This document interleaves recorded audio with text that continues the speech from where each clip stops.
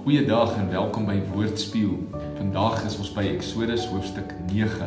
En ek lees vir jou Eksodus 9 vers 4 wat sê: Die Here sal weer onderskeid maak tussen die vee van die Israeliete en die vee van Egipte.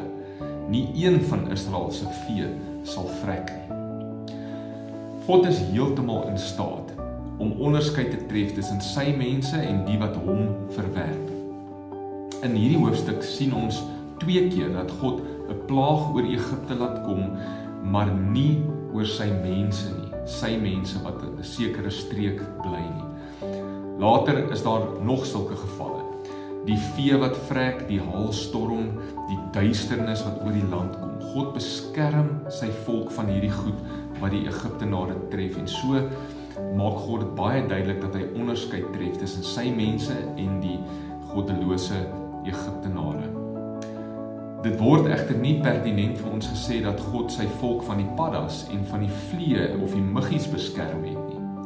So ons kan weerskante toe argumenteer. Soms laat God toe dat ons goed beleef, soms beskerm hy ons van goed.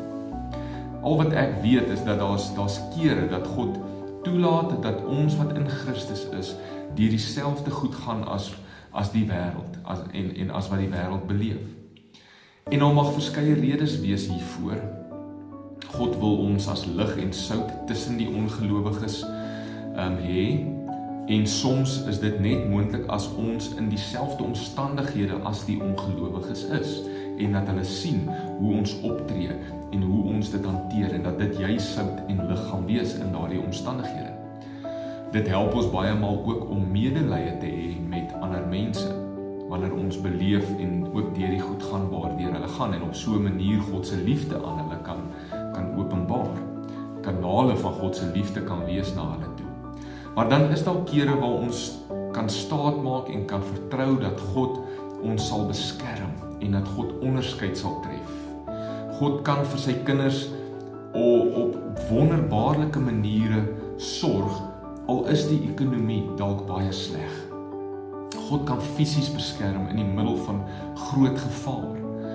Ek sal God altyd hiervoor vra en vertrou dat hy weet wanneer om my te beskerm en wanneer om saam met my in die plaag te wees.